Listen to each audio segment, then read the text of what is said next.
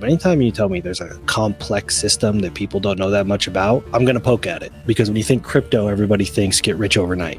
Humans fail to appreciate when bad things don't happen. Because you're going to have a freaking heart attack trying to keep up with what's going on. Hey, Nick, welcome to the show. I'm excited to be here. And if anyone doesn't know Nick, that's as excited as he gets, by the way. So we're going to be going into it, but let me give you a quick rundown. Co-founder of Mastery Mode, co-founder of Golden Swan with the wonderful Joe Polish and Chris Voss. We've had Chris on the podcast and in Sims Distillery. In fact, we've had Joe Polish as well. So now we've got all three of you. Founder of Wolf Den, Crypto, NFT, and Guardian Academy, author of best-selling bumpers, and co-owner of a town in Arizona called Cleaner.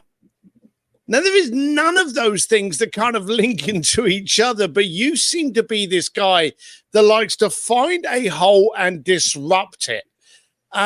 You are a very disruptive and creative individual, and I've always admired that about you. But what's exciting you at this moment to disrupt? You know, it's funny because it's the things that I've always tried to get away from. And I've seen this a lot with people, especially entrepreneurs, where it's like they get into an industry or a domain and they hate it. And they're like, I got to get out of here. And they always find a way to circle back to it. So I started in fitness, and I was 14, 15 years ago. And I'm sitting here watching the discourse around just how people approach fitness in general. And it's like, I probably should have spent more time in that space. So I'm actually looking at a couple of people that have really prominent brands in fitness that have been around for a long time. And we're having conversations about disrupting the space. And I usually don't say disrupting, because the way that we disrupt stuff is by applying the fundamentals.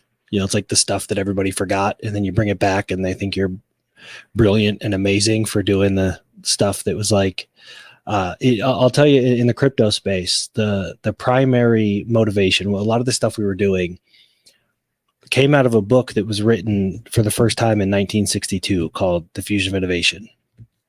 And so we would bring this stuff and we would apply it to blockchain technology, and people would be like, this is the most innovative thing we've ever seen. And that's funny, because I pulled it out of a book that's been sitting on the shelf since 1962.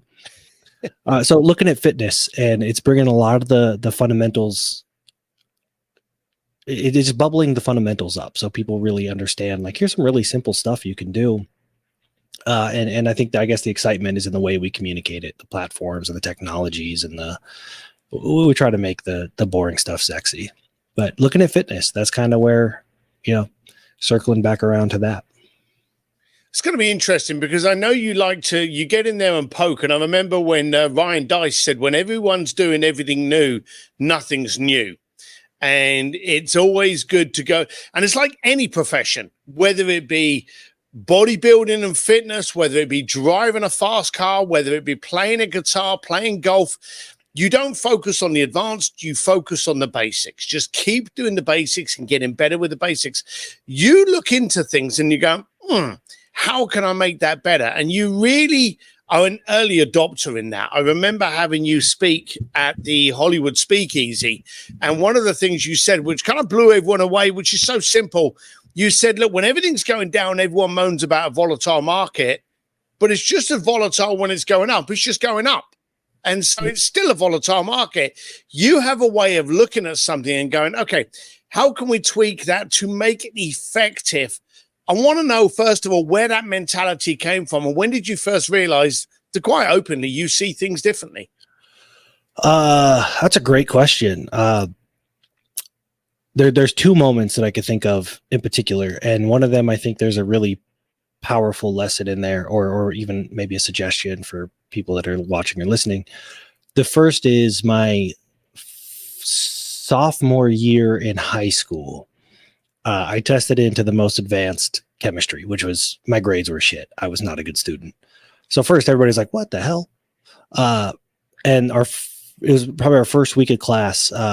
It's the only professor I remember. We went to a fancy private Catholic school, and didn't really fit in. And she pulls me aside and she goes, "You need to know something." Because she was explaining like the molecular structure of something. And I'm dicking off because that's what I do in school, you know? And she's like, "Nick, are you even paying attention?" And I said, "Yeah, that makes sense." And she'd explain it back to me. So I explained it back to her. And then after class, she pulled me aside and she goes, "Do you know how few people can see that? Like because the molecular structure is 3 dimensions, like a 3-dimensional shape." And she's like, "The way that you process that, that's not normal." And that's the first time I ever thought like, other people, like I don't see the same thing everybody else does and vice versa. So that was the first time where I started, one, thinking maybe I see things different, and two, maybe I should put more time, effort, and energy into understanding how other people see things and better helping them see what I see. Up to that point, I just assumed we all saw the same thing. Like if we heard something, we all imagine the same, conceptual framework or whatever. So as my sophomore year in high school, I really started recognizing, or at least understanding, the possibility that we can both look at the same thing and see something different. And then when I opened my gym, I was also trying to go pro in strongman. And I went to a competition in Tunica, Mississippi. And I just so happened to be standing in line next to this dude who looked like he was 50. And he was like 22, one of those guys. Beard, bald, looked like, he looked older than you look right now. He was 22. And he says, "Yeah, I'm probably going to get my PhD at the end of this year in metabolic chemistry." And he's 22. I'm like, wow, this guy's really smart. So we kind of stayed in contact. And at one point he said, "Hey, look, I get my PhD. I do, they do the whole thing next week and I want to come live with you." And I was like, "That's weird. Why would you move all the way here to live with me?" And he goes, "I don't know why, but you're the only person that I talk to that understands what I'm saying, like the first time I say it. And then you can communicate it to other people in a way that they also understand it. So I want to come learn that from you." So that was the second time where it's like, I guess I process things a little bit different than most of the people that he's used to. And then this was the big one. He came in and lived with me. So we shared we lived together, carpooled together, shared an office together for 4 or 5 years, almost 5 years. And he is a brilliant human, and he's got a PhD in metabolic chemistry. So he's like formally trained in the scientific process. So for 5 years, and it drove me nuts at first. It's like I had somebody right next to me all the time that was actively, every idea that I had, everything that I came up with, everything I thought I saw, he'd be like, "Cool, what's your hypothesis? Let's isolate the variables. Let's test the variables." And that's probably influenced the way I think about stuff more than anything else in my life, was those moments, but then just having somebody attached to my hip for 5 years that was always challenging everything, that anything I said, anything I believed, any observation I had, it was like, yeah, maybe let's find a way to test it. And that's how you've done that. Yeah, you've done that a lot. You did that with crypto. You did that with NFTs. It seems to be that you like to get in. And this is the thing that I like about you. You're incredibly intelligent, but you're also a child. And I that is meant with immense compliment. You look at things with a childlike curiosity rather than being fearful of its complication. And you go, well, let's play with this. And then you end up having that kind of growth in it. And you built up a whole community of people that can followed you very, very addictively around the whole crypto, NFT, and blockchain market. Why did it fascinate you so much? And let's get some little tips and tricks here from a genius. What do you see happening with it in the future? Yeah, great question. We've been having this talk a lot because I'm in constant conversation. Spoiler alert, everybody will find out on Labor Day anyway, with Trump family office and their team, because they're launching this whole crypto project. And a lot of the stuff I was talking about 3 years ago has popped back up. Crypto first became interesting to me because I talked to a friend of mine and he explained it. I've been buying Bitcoin because why not? I've been buying Bitcoin for a long time, just out of curiosity. Never, $10 a day for years and years and years, like tiny bits. And he explains to me the infrastructure of like blockchain. Like you got networks and you have secure or insurance protocols and currencies. And it's the first time I realized that it's not there's a whole complex system. Anytime you tell me there's a complex system that people don't know that much about, I'm going to poke at it. And so it's really hard for people to understand that I didn't get heavy into crypto in order to make a whole bunch of money. I got heavy into crypto because it was so fascinating. And I started reaching out saying, hey, how does this work? And nobody could tell me. Like nobody could tell me how, like really how to read a smart contract or how liquidity is added or how liquidity pool works or how the price is determined, all this stuff. And it's driving me nuts.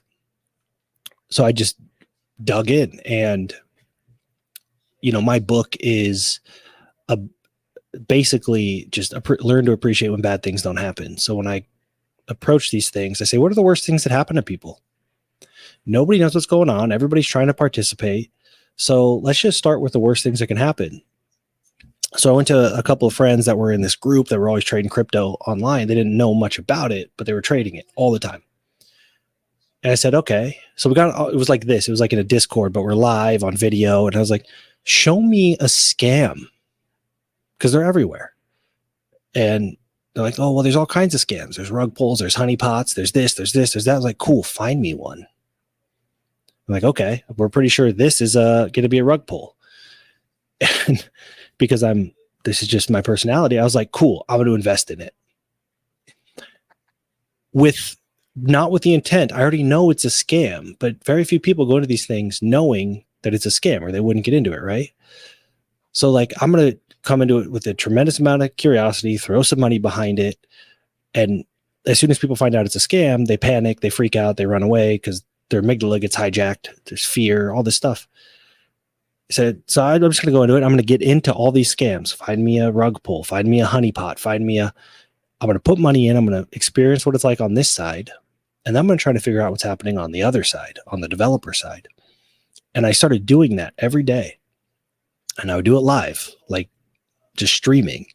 And people started inviting their friends, like, hey, come watch this guy lose his money. Yeah. And one morning I was like, I'm never going to figure out what's really going on the developer side unless I spend some time on that side. So I'd spent hours and hours and hours learning how to develop a smart contract and did this whole thing. So I built my first project, my second project, my third project, so on and so forth. But the whole time I was just letting people watch over the shoulder, saying, hey, I don't really know what's going on, but for the first time ever, I'm going to show you what it looks like on this side.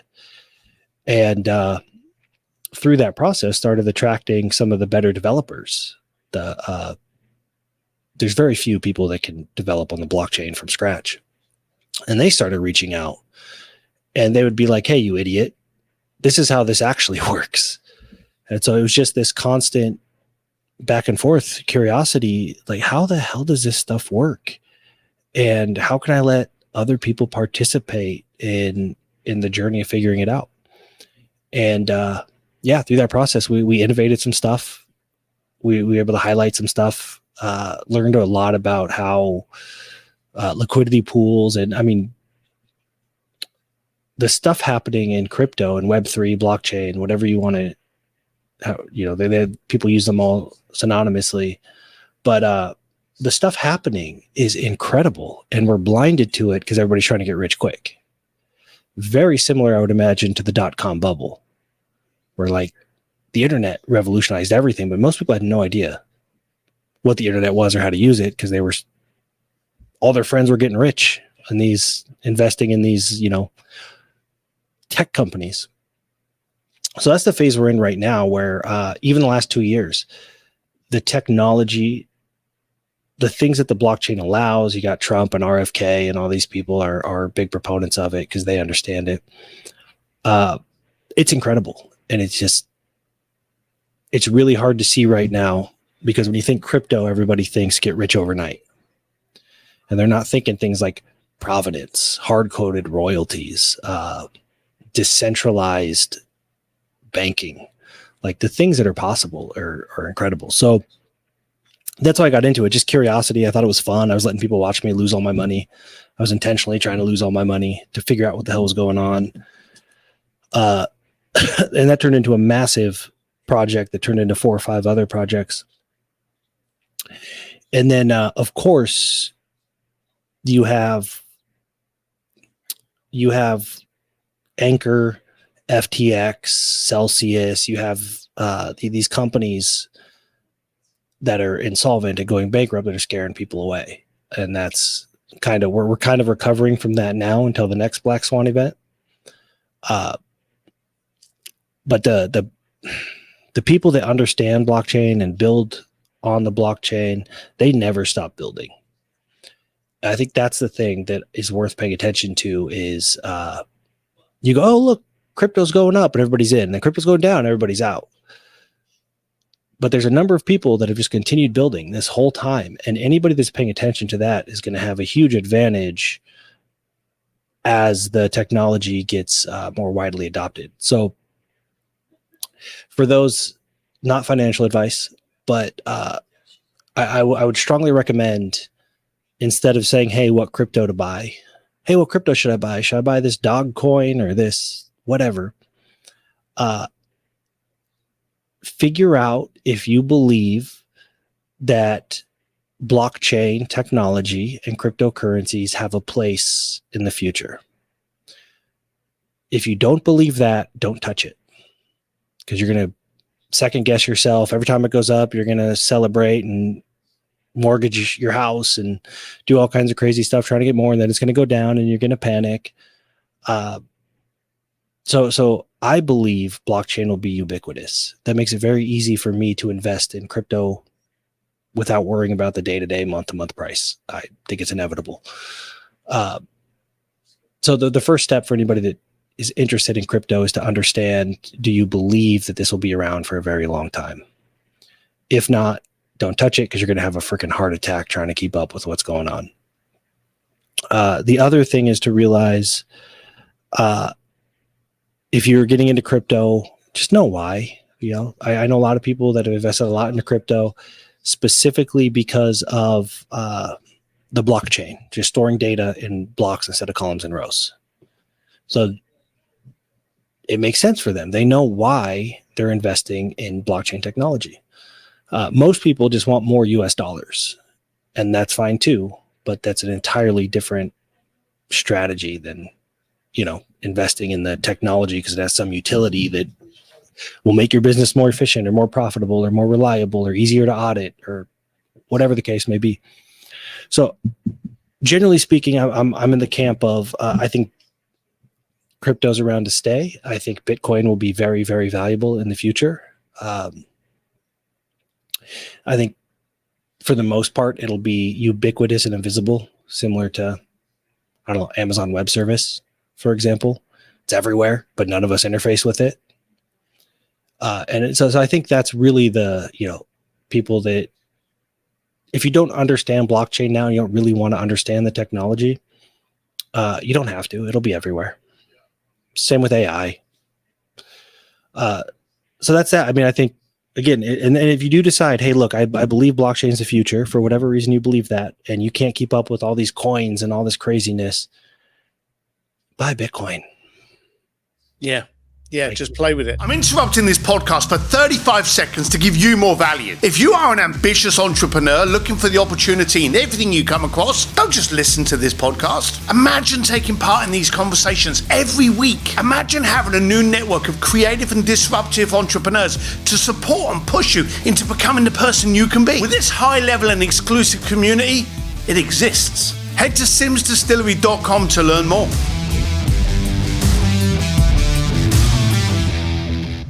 But again, that comes down to what I'm repeating in here, which will lead us very nicely into the next, you know, chapter, shall we say, of your stories. There's a lot of smart people out there, but there's not a lot of smart children out there. And again, I'm hoping to get across here that, you know, knowing something's one thing, but doing something with it and playing with it. And you've openly turned around and gone, hey, I got into scams because I wanted to see how it works. I know Henry got involved in a lot of, you know, really shitty product funnels just to see how the funnels worked. Mm-hmm. And that's where he was getting the growth from. So I love the fact that you look at something and go, okay, don't fully understand that, but I'm going to play with it so I get a bit more of an understanding. That makes sense. Now let's go to the other end of your spectrum. You got involved in a town with Jason Campbell and with I don't know Jennifer Hoody's dad, but Jennifer Hoody's dad, yeah, and Joe Polish. You ended up getting involved in a town called Cleator in the middle of bloody nowhere in Arizona, and you bought an entire town. Why did you do that? Yeah. So just to clarify, Joe bought the town. Actually, Joe, Ben, and Jason bought Cleator before I had actually ever talked to Joe. Oh, okay. So Joe bought a town, and then you introduced us, actually. Yeah. And we had a conversation. I went out there, had a great time. So the first time I ever met Joe was actually to go see Cleator. And then I got a little bit more heavily involved. We did we did a raise with an NFT project for Cleator, which did pretty well. And then I got it. I don't think you can see it behind me, but I got my hat and my Arizona state issued badge. They made me the sheriff. I got a badge and a gun and the hat and a big ceremony and all that fun stuff. So the town was less, I think the town was inside joke where Jason was like, we should buy a town like, Schitt's Creek. Yeah. And Joe was like, okay. And they bought the town. So when I came out though, near the town, we went climbing the next day. We went and climbed a mountain that's nearby.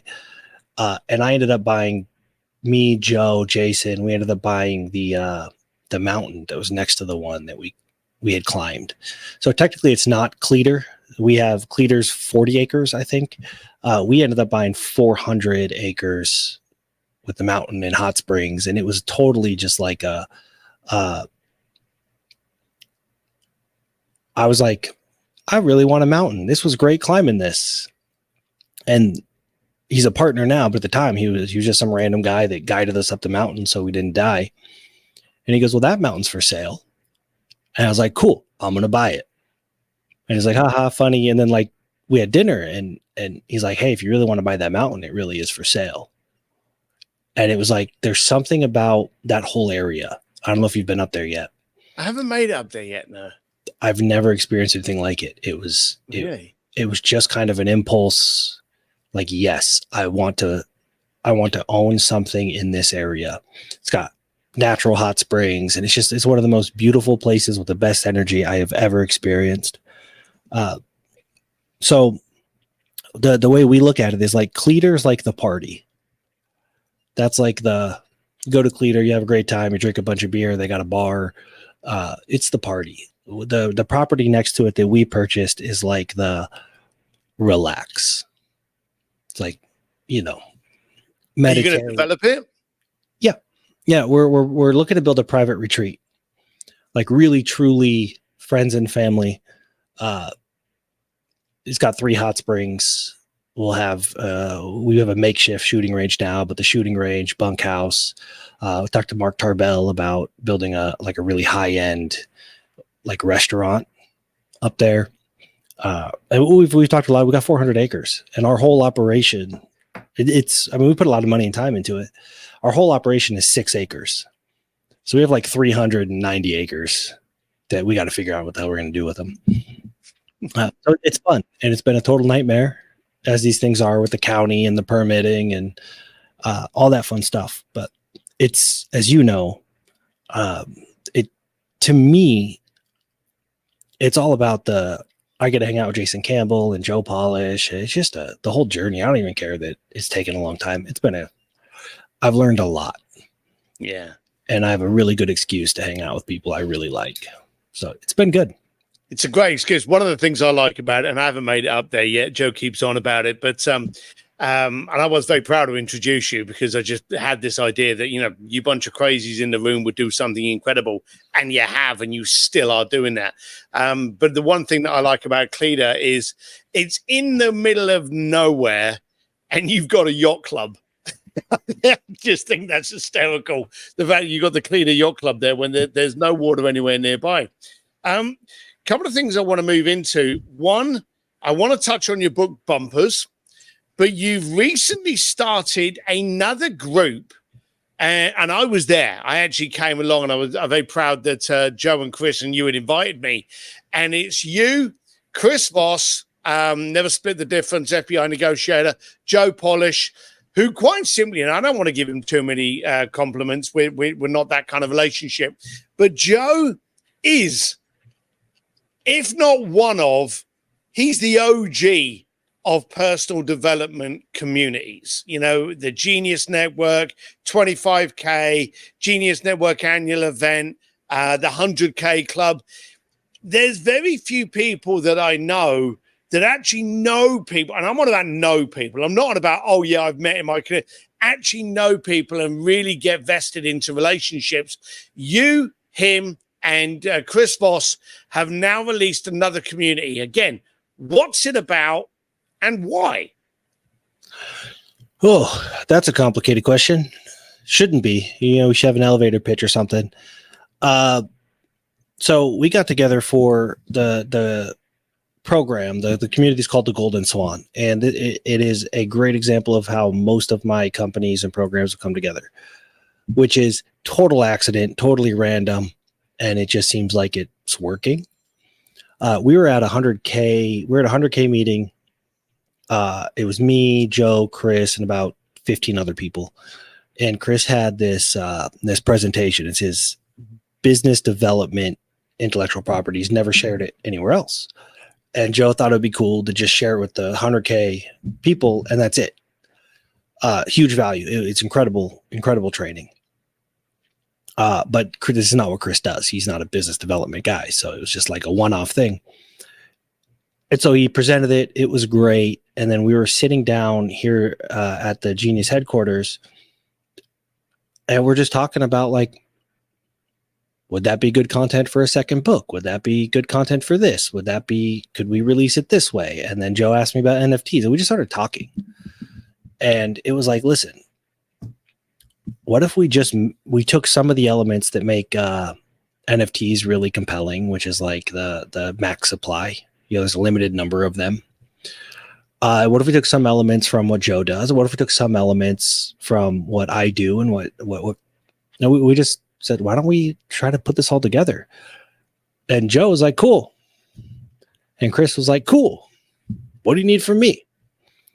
And I was like, I don't think I need anything. Let me think on it. And a couple of days later, I put him in a group email, and I was like, hey, look, let's look at doing this potentially, like, this is before the whole market went to shit. We could look at doing this like a NFT project if you guys want to, but I need art. That's not my forte. I'm not like an aesthetics guy. And they're like, give me some examples. So I sent them over a bunch of examples, and they were horrible. I just took the Black Swan logo, basically. And his team came back and sent me a picture of what is now the Golden Swan logo. So at the time, we had no name. We had no idea what we were going to do. We were looking at maybe an NFT project, haven't even thought about what to deliver yet. And they sent me back the Golden Swan logo. And like, Chris really likes this Golden Swan. I was like, cool. That's what it's called. Golden Swan. Done. And so then we had a name.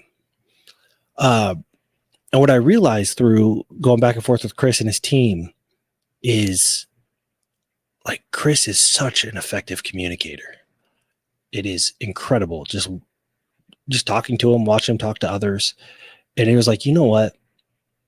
I think it would be a disservice to launch this as an NFT project. It will become an NFT later on, but I think it would be a disservice to launch this as an NFT project, because what's happening is I think it is so good that I don't want to keep it from people that don't know how to buy an NFT.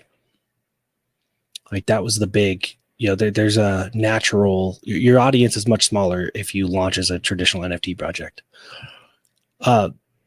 So we kept all the graphics and stuff from the NFT and said, but let's not do this as an NFT. We can make it one later. You know, we can always give all the members an NFT and call it an NFT project. But now it's a different ball game when somebody swipes their credit card. The psychology is different. Somebody buys an NFT versus swiping a credit card. So if we're going to ask them to swipe a credit card to join this thing, what can we deliver? And we just kind of said, what Joe's got Genius Network, I got my stuff, Chris has Black Swan Group. Let's take everything that doesn't fit cleanly in those things and just package it all together and try to make the most incredible $10,000 thing anybody could ever buy. And that's what we did. And it was just, I kept, for those of you that don't know Chris Voss well, we mocked up the website, put Chris right in them. It was actually only Chris on it. Like, we tried to make it all Chris just because he's got a ton of authority. He's a great dude. He's got the best training, in my opinion, out of everything we offered up as part of the package. And he would not allow it. He was like, no, I don't want this to be a me thing. I want it to be an us thing. Chris is an incredible collaborator. He's like, I want your face on there. I want Joe's face on there. And that's how it's been the whole time. So it's been so collaborative that it's really easy for me to just keep throwing in, hey, you know what? If you're part of the Golden Swan, let's give him this too. Let's give him this too. And then Joe's saying like, well, shit, if you're giving him more stuff, I'm going to give him more stuff. And Chris this whole time has been like, whatever you want, man. Like, so it started out as kind of a funny idea. And then it was like, maybe there's some novelty in the NFT. And then as it evolved, it was like, we all collaborate so well that it's really easy. You've done collaborations before, Yeah. Sometimes it's kind of a pain in the ass when you both put up deliverables, but then one person doesn't deliver, or they're late or whatever. It's been such a smooth collaboration because that's who Joe and Chris are, that it just turned into like a full on, we got events. We have 3 more on the calendar, access to Elf coaching, access to all my stuff. And it's been a lot of fun. So it's really pick your poison in terms of the negotiation stuff. Chris's stuff is incredible. But just you were there. I mean, you were in the room. Oh, I was there for the first one, and to have you 3 up there, you're correct. You had Chris going on about negotiation, and let's be serious. There's no one better at negotiation than Chris. He's also genuinely a nice guy. He really is. A lot of people don't get to see that. They just look at the FBI in him and just, he's also a tall guy. So a lot of people can be a little bit intimidated, but he really is a kind of mid-America, good old boy that just loves to chat. He's a real person. And so's Joe. As much as he does and as much as he's known and the people and connections he has, he really genuinely wants to make sure you can be better than you actually are. So having you 3 up there with all of these different areas and avenues of expertise and knowledge, it really was a very powerful group. In fact, I'm gonna vouch for it, and I'm also going to make sure in the show notes there's going to be a link to Golden Swan so you can find out more about it. So kudos for actually putting it together and steering it, but having you 3 sitting up on that stage, just literally bantering for 2 days. When we first, and you heard me remark, when Joe quizzed me something on day 1, I literally said, well, look, this is fun, but I'm really going to be watching to see how good you can be over 2 days, or whether you start to peter off and it becomes dull, latter part of day 2. And it wasn't. In fact, it left me with a lot of unanswered questions because now I was being introduced to, well, you could do that. And I'm like, yeah, and so it really was. It was like watching a really good movie and you can't wait for the sequel. So, congratulations on that. At the event, we were chatting away and you gave me the backstory of Bumpers. Beautiful little book. For anyone that's listening to this, they can't see me holding it up, but it's a great little read. And I know Joe's been very helpful in helping you getting it out there. But what's the idea behind Bumpers? Because it's been around for a while. I know it got refabricated by Joe, but what's the whole premise of anyone that's going to pick up Bumpers? What are they going to learn? Yeah, I think so. Short backstory. I always said I would never write a book, and I still say I'm never going to write another one. But I was wrong last time I said that.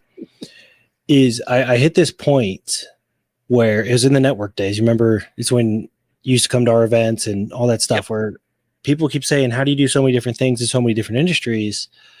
And you do them all so well. And it was a really frustrating question for me because I didn't have the language for it. But I woke up at 3:30 in the morning one Saturday, and I was like, I know the answer to that question. And that ended up, I went to the office and I typed for 4 hours, and that's bumpers. And the short answer is I don't do a whole bunch of different things in a bunch of different industries. I just apply the same fundamentals to all of them. And that's so what are the fundamentals that, generally speaking, if I go in and apply them, everybody goes, wow, this is amazing. How'd you do this? You did fitness and then nutrition, which I separate a little bit, and then medicine, and then business, and, so on and so forth. And so fundamentally, bumpers is just the answer to that question. How did you do so well with so many different things that seem so different? And the answer is they're not. They're the same. All these things have nuances, but these things remain true. One, there's a gap between what you plan on doing and what you actually do. And if you don't acknowledge that gap, you're going to keep thinking that the results that you got were a byproduct of the plan, but they weren't. They were a byproduct of what you actually did. So as long as those two things are different, your feedback loop is broken, right? So you ever do like, here's the plan. No, it didn't work for me. Well, it's not that the plan didn't work for you. It's that your behavior didn't match the plan.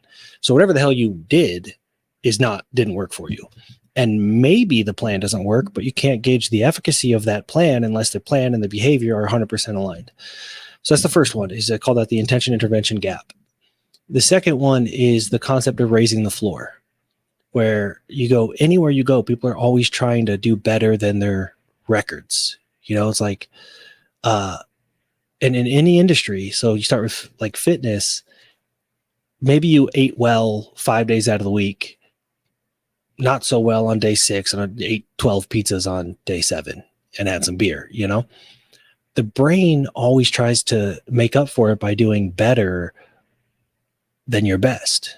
Like, I did really good on 5 days. Can I do better than really good? And that's really hard, because by definition, your best is the best that you have ever shown that you can do. I'm not saying you can't do better. I'm just saying evidence suggests it's going to be hard.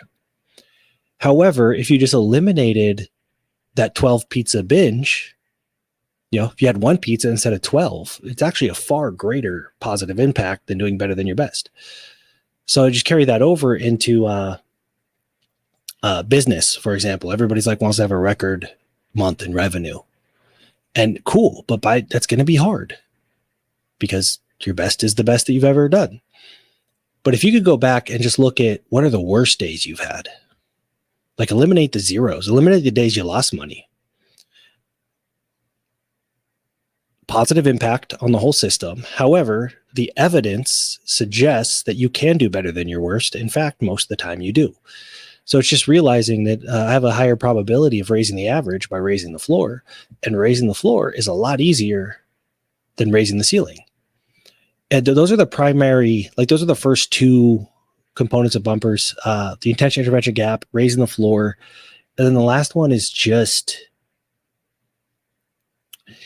understanding like what's going on, and appreciating the whole premise of bumpers. On the rewrite, what I realized is humans fail to appreciate when bad things don't happen.